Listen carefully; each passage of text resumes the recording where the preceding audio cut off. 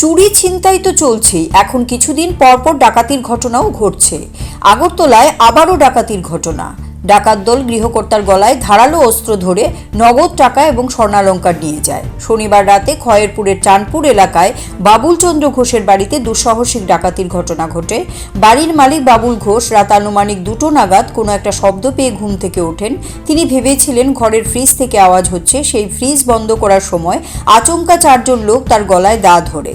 তারপর তারা বাবুল ঘোষকে বেডরুমে নিয়ে গিয়ে খাটে বসিয়ে ঘর থেকে নগদ 3 লক্ষ টাকা এবং প্রায় 24 ভরি স্বর্ণালংকার নিয়ে পালিয়ে যায় বলে অভিযোগ।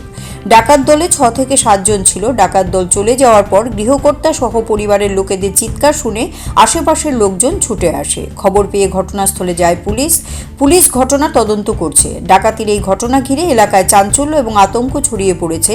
এই ঘটনায় পুলিশের ভূমিকা নিয়েও প্রশ্ন তুলছেন অনেকেই।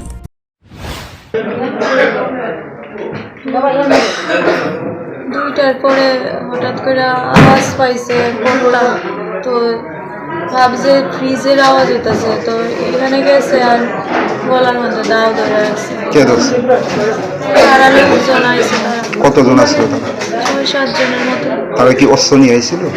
অস্ত্র তো দাও আসলো, আবার ওই কিছু টুলে যে জাতীয় জিনিস আছে। ঢুকছে কিভাবে ঘরের মধ্যে? ওই তো সামনের দরজা দিয়ে ঢুকছে। তুই সময় বাড়িতে কে আসলো? আমি আর কর্তা 2 জন। কি নিয়েছে? নিচে কি জিনিস, টাকা পয়সা নিচে, সোনার জিনিস নিচে। হাজবেন্ডের নাম কি? বাবুল চন্দ্র ঘোষ। এই জায়গাটার নাম কি? চাঁদপুর খয়েরপুর। ওইটা খুলতে গিয়ে আমাদের ডাইন পাশে যে দরজাটা ওটা খুলে রান্নার কিচেনের ফ্রিজটা অফ করতে চেয়েছিলাম। এমন টাইমে তারা 4 জনেই অ্যাটাক করলো।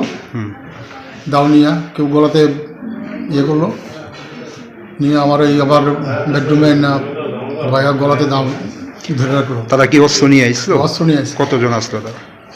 তারা ঘরে ছিল প্রায় 6 জনের কাছাকাছি। 6 জন। কি নিছে আপনার বাড়ি থেকে? বাড়ির থেকে নিচে